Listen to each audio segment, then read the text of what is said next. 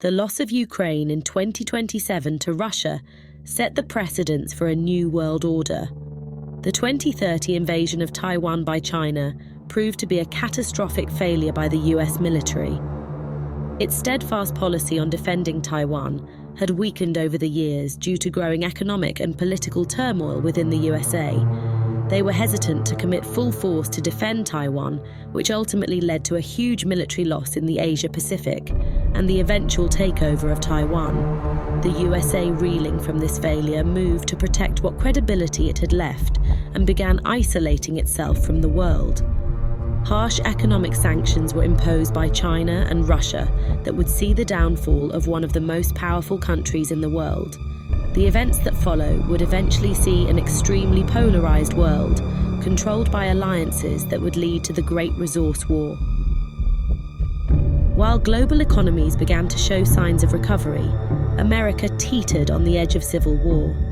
Years of embargoes, crippling sanctions, and economic mismanagement had hollowed out its industries, leaving millions unemployed and entire regions in despair. The government, fractured by corruption and internal divisions, was unable to address the rising tide of unrest sweeping through its cities and rural heartlands. Decades of unchecked capitalism had created a chasm between the wealthy elite and the struggling masses. The people, disillusioned and desperate, finally rose in revolt, demanding accountability and justice for the suffering inflicted upon them. Out of this chaos, in 2033, the Revolutionary Force of America, RFA, emerged. Initially a loose network of extremist activists and community organizers, the RFA quickly evolved into a militant organization as peaceful protests were met with violent crackdowns. The group's defining philosophy was clear: the dismantling of the corrupt systems that had prioritized profit over people for generations. The RFA began targeting symbols of excess and oppression, striking at the heart of corporate and governmental power. Defining events of the RFA: the Seattle Siege. One of the first defining moments of the RFA came in early 2036, when a group of its operatives staged a coordinated attack on a tech conglomerate's headquarters in Seattle. The company, infamous for exploiting workers and evading taxes, had become a symbol of corporate greed. The RFA occupied the building for 72 hours, taking executives hostage and broadcasting their demands to the nation. Increased wages for workers, the dismantling of monopolies, and government action against corporate corruption. The standoff ended in bloodshed when federal forces stormed the building, resulting in the deaths of 18 RFA members, 12 federal special task force members, and dozens of hostages. The siege turned the RFA into a household name. While the general population were appalled by the actions of the RFA, they were unable to ignore the failure of the government in handling the situation and turning to violence instead of a peaceful compromise. The government labelled the RFA as a terrorist organisation and would impose harsh punishments for those involved. The Washington Blackout. In mid-2038, the Revolutionary Force of America, RFA, launched one of its most daring and impactful operations, a coordinated cyber attack on the power grid of Washington, D.C., the nerve center of the nation. The attack, meticulously planned over months, RFA agents were implanted, with the task of gaining access to secure infrastructure. The RFA exploited vulnerabilities in outdated infrastructure and overwhelmed security protocols, plunging the capital into complete darkness. For 3 days, the city was paralyzed, government offices shut down, emergency services faltered, and millions of residents faced the chaos of a modern metropolis stripped of power. The state government enforced lockdown protocols and curfews. Police were armed and sent out into the streets. The federal government also lended support by sending in the military to help maintain law and order. Many used the blackout to commit crime, and mass riots and looting ensued the city. There were some skirmishes between government forces and RFA agents which further fueled the chaos. The blackout exposed not only the fragility of the nation's critical systems, but also the government's inability to protect its people and itself The timing of the blackout was no accident. As government officials scrambled to restore power and maintain order, the RFA unleashed a torrent of classified documents through encrypted networks and public forums. These files, obtained through months of hacking and whistleblowers embedded within various industries, painted a damning picture of systemic corruption. The leaks revealed deep-seated collusion between lawmakers and corporate giants, particularly pharmaceutical companies. Key revelations included corporate kickbacks. Evidence showed that pharmaceutical companies had funneled millions of dollars into political campaigns in exchange for legislation that protected their monopolies on life-saving drugs. Healthcare price fixing. Internal memos detailed agreements between companies and policymakers to inflate the prices of essential medications, resulting in thousands of preventable deaths and bankruptcies among ordinary Americans. Environmental cover-ups. Documents exposed deals between energy conglomerates and government agencies to suppress reports on environmental damage caused by fracking and other extraction methods. Militarization of the police. Perhaps most inflammatory, the leaks included proof that federal funds allocated for public safety were instead used to arm police forces with military-grade weaponry, preparing them to suppress civilian unrest rather than protect communities. The RFA strategically paired these leaks with real-time videos from anonymous whistleblowers, including former government employees who corroborated the documents' authenticity. These videos spread rapidly across social media, even as the government attempted to censor them, further igniting public outrage. Citizens, already furious over economic hardship and growing inequality, took to the streets in spontaneous protests that quickly turned into riots. Cities across the nation experienced a surge of civil unrest as the people's trust in their leaders began to crumble. The blackout highlighted the government's dependency on fragile and outdated systems. Emergency protocols failed spectacularly, with backup generators providing only minimal relief. Hospitals struggled to maintain care, while law enforcement, unable to coordinate effectively, was overwhelmed by the scale of unrest. By the time power was restored, the damage had been done, both physically and politically. The RFA's cyber attack had not only demonstrated their technological prowess, but also positioned them as the voice of the disenfranchised, exposing the government's failings in a way that no protest or speech could achieve.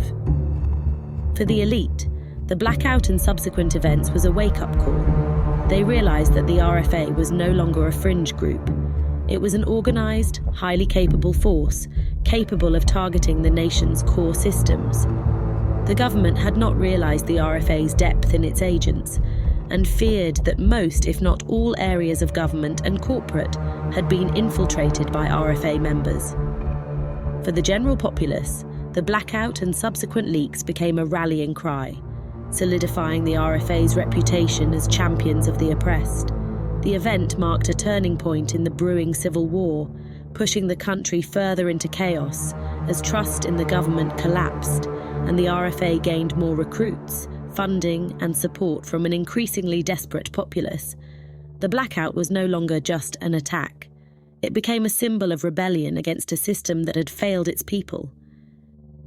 One of the RFA's most controversial and defining campaigns involved the targeted assassination of high-profile CEOs in industries deemed exploitative, Big Pharma, whose greed had fueled devastating drug epidemics, and Big Tech, which had secretly colluded with the government to monitor and manipulate its citizens.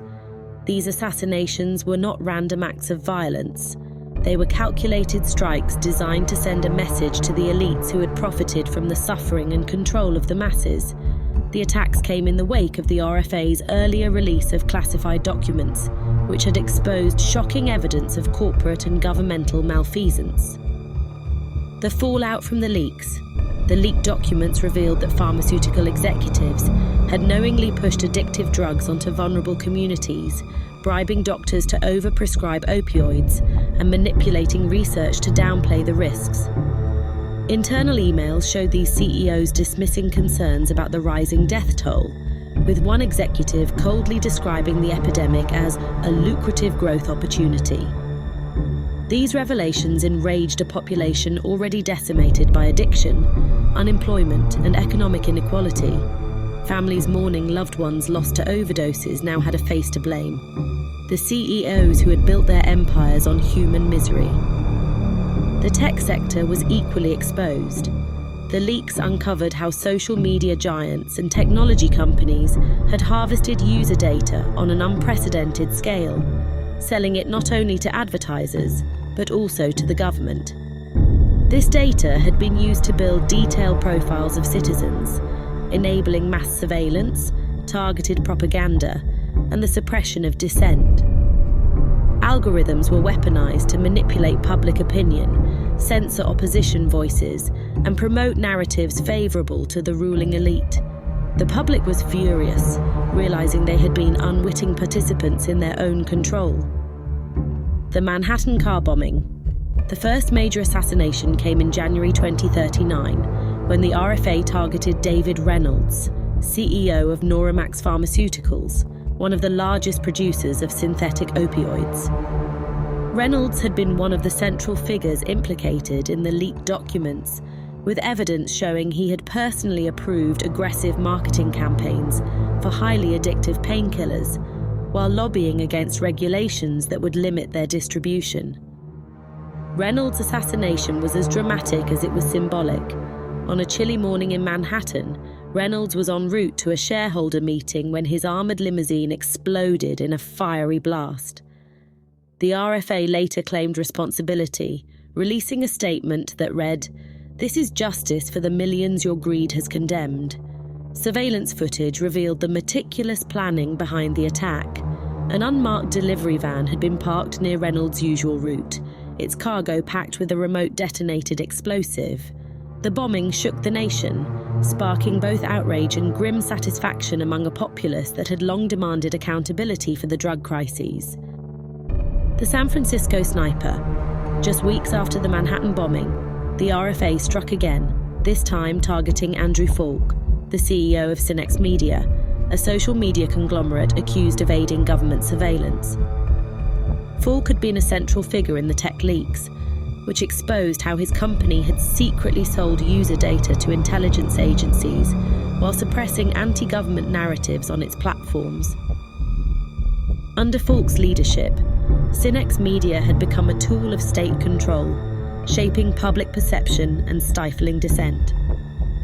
Falk's assassination occurred during a highly publicized company gala in San Francisco. As Falk stood on stage delivering a speech about the responsibility of technology to foster community, a single gunshot rang out. The bullet struck him cleanly through the forehead, killing him instantly. Chaos erupted as attendees scrambled for cover, but the sniper was never apprehended. Witnesses later described seeing a faint glimmer of light from the rooftop of a nearby building before the shot was fired. The RFA released a chilling message hours later. For every lie you sell, the hunger for retribution grows. These assassinations sent shockwaves through the corporate and political elite. CEOs began traveling with heavily armed security details, avoiding public appearances, and even fleeing the country. Fear gripped boardrooms across America, as executives wondered who might be next on the RFA's hit list.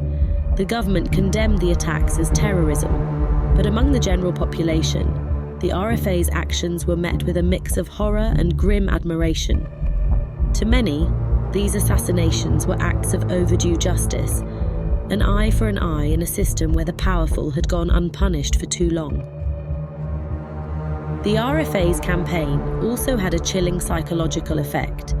It was no longer just a militant group targeting government infrastructure. It was now an organization that could reach the highest echelons of corporate and political power. The assassinations amplified the RFA's message that no one, no matter how powerful, was beyond their reach. Thank you for watching. Please like and subscribe, and stay tuned for the next episode, The Second American Civil War.